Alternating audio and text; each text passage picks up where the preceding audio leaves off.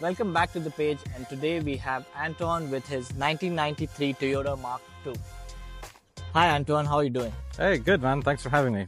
So tell me a little bit more about how you came to own the Mark II and how the journey has been. So I had one exactly the same 12 years ago.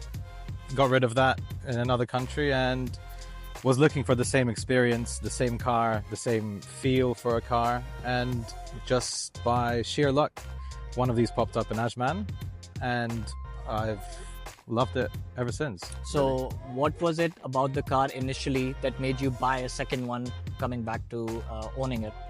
I think it's just the feel of a, early 90s, mid 90s Japanese car.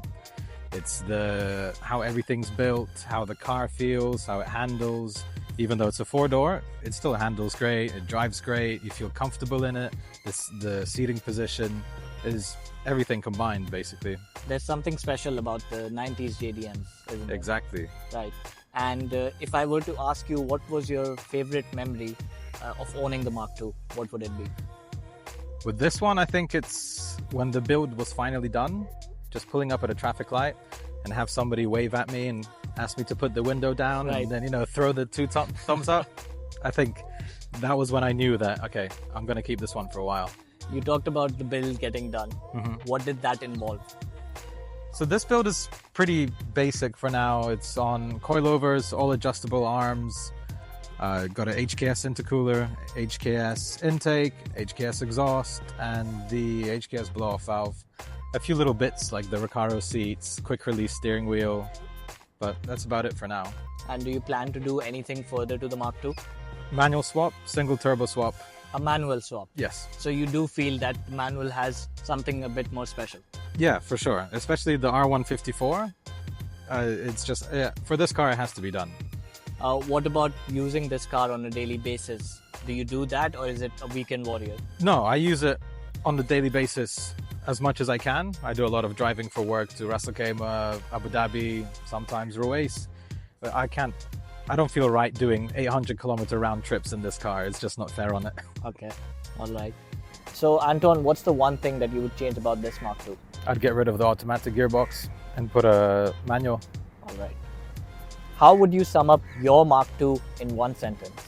It's a Toyota Supra, but with 4 doors. So Anton, how do you feel about the culture surrounding JDM cars in this part of the world?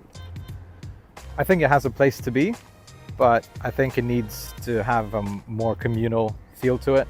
I feel that nowadays the JDM culture in the UAE and the region is R32s, R34s, 33s, and they're very expensive cars, right?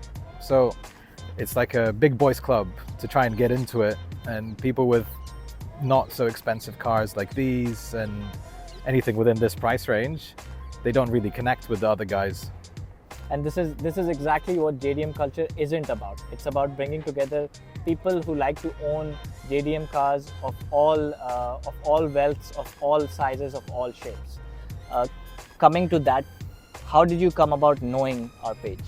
So it's quite an interesting story. I was on the 311 once and I saw a white JZX100 Cresta, and I kind of pulled over, waved, got a wave back, and I found the owner on Instagram. So we got chatting about this. Well, we should do a drive or we should plan something along the lines, and I had just done a suspension swap. I had some control arms, I had things, and I was like, listen, I don't need them. Nobody's going to buy them off me secondhand. If you need them, if you're planning on doing anything with your car, take them. And then about a couple of months later, she replied like, yeah, no worries, I'll take them. And I was like, sorry, I'm out the country, but feel free, they're in the garage. So, I've never met her, but we've chatted and she's picked up parts from my garage. That is very interesting. And I think it's very important to understand that part of the culture is being able to connect with people, to be able to find the right parts for your car. And that is exactly what you have been able to establish with that relationship, coming back down to actually finding our page as well, right? Yeah. I believe that all of these cars have some sort of things that make them different, that add a little bit of personality to them, right? So the personality part, I've seen that your car has a slight dent on the side. Tell me the story with that. Well, that dent is from the rains that happened last year, all the floods. Okay. I was covering my second car. So this was already babied in camping mattresses, a few blankets just in case it hailed. And my other car had some mattresses, and I thought I'd weigh them down with a camping chair. So little did I know, next morning I woke up, all the mattresses are blown over. The camping chair is about 6 meters away, and this has 2 perfect dents from the camp chair legs. And I thought I'd keep it for now. And it suits the car. I mean, Yeah. it tells you that this car is something that you use on a regular basis, and it doesn't have to be perfect. It just has to be, it has to be perfect to you. Yeah. So have you taken your Mark II to meets? Do you go to drives? And how do you keep yourself involved in the JDM culture in UAE? I've gone to a few meets, you know, just the same with everything. There's some good ones, there's some not so good ones.